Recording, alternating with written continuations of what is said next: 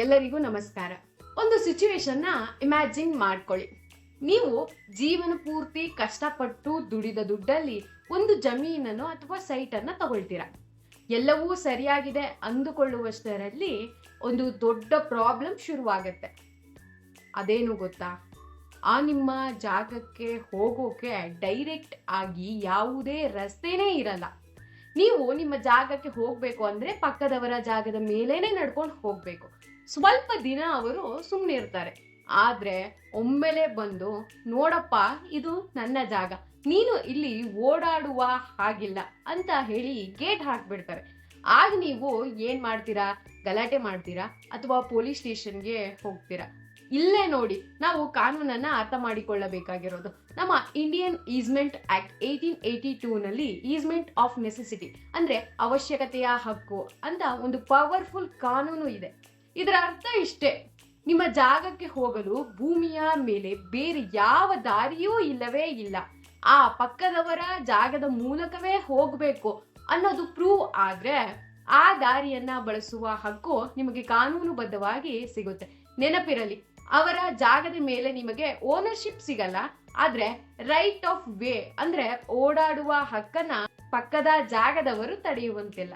ಕಾನೂನಿನಲ್ಲಿ ಹಕ್ಕಿದೆ ಅಂತ ಗೊತ್ತಾಯ್ತು. ಆದ್ರೆ ದಾರಿ ಮುಚ್ಚಿದ ತಕ್ಷಣ ಯಾರ ಹತ್ತಿರ ಹೋಗ್ಬೇಕು? ಇಲ್ಲೇ ಇರೋದು ಅಸಲಿ ಟ್ವಿಸ್ಟ್. ನೀವು ತಗೊಂಡಿರೋ ಜಾಗ ಯಾವುದು ಅನ್ನೋದ್ರ ಮೇಲೆ ಇದು ಡಿಪೆಂಡ್ ಆಗುತ್ತೆ. ಕೃಷಿ ಭೂಮಿ ಆಗಿದ್ದರೆ ಯಾರೋ ರೈತರು ಟ್ರ್ಯಾಕ್ಟರ್ ಹೋಗೋಕೆ, ಎತ್ತುಗಳನ್ನ ತಗೊಂಡು ಹೋಗೋಕೆ ದಾರಿ ಮುಚ್ಚಿದ್ರೆ ನೀವು ಡೈರೆಕ್ಟ್ ಆಗಿ ನಿಮ್ಮ ತಾಲೂಕಿನ ತಹಸೀಲ್ದಾರರವರಿಗೆ ಅರ್ಜಿಯನ್ನ ಕೊಡಬೇಕು. ಕರ್ನಾಟಕ ಭೂ ಕಂದಾಯ ಕಾಯ್ದೆಯ ಪ್ರಕಾರ ಸ್ಥಳಕ್ಕೆ ಬಂದು ಪರಿಶೀಲನೆ ಮಾಡಿ ದಾರಿ ಬಿಡಿಸಿಕೊಡುವ ಪೂರ್ಣ ಅಧಿಕಾರ ತಹಸೀಲ್ದಾರರಿಗೆ ಇರುತ್ತೆ. ಸೈಟ್ ಅಥವಾ ಮನೆ ಆಗಿದ್ದರೆ ಇಲ್ಲಿ ತಹಸೀಲ್ದಾರರು ಬರೋದಿಲ್ಲ. ನೀವು ನೇರವಾಗಿ ಸಿವಿಲ್ ಕೋರ್ಟ್ ಮೆಟ್ಟಿಲೇರಬೇಕು. ನನಗೆ ದಾರಿ ಇಲ್ಲ, ಆದ್ರಿಂದ ದಾರಿ ಬಿಡಿಸಿಕೊಡಿ ಅಂತ ಕೋರ್ಟ್ ಮೂಲಕ ಇಂಜೆಕ್ಷನ್ ಅಥವಾ ತಡೆಯಾಜ್ಞೆಯನ್ನ ತರಬಹುದು. ವಿಡಿಯೋ ಮುಗಿಸೋಕೆ ಮುಂಚೆ ಇನ್ನೊಂದು ಇಂಟ್ರೆಸ್ಟಿಂಗ್ ವಿಚಾರವನ್ನ ಹೇಳ್ತೀನಿ, ಕೇಳಿ.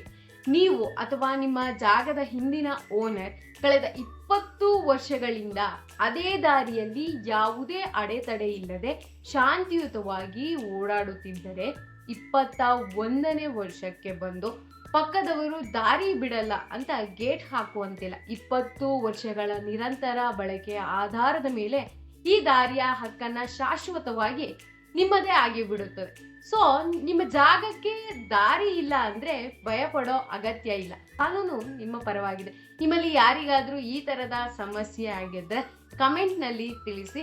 ಇನ್ಫಾರ್ಮೇಶನ್ ನಿಮಗೆ ಯೂಸ್ಫುಲ್ ಆಗಿದ್ರೆ ನಮ್ಮ ಚಾನೆಲ್ ನನ್ನ ಸಬ್ಸ್ಕ್ರೈಬ್ ಮಾಡಿ.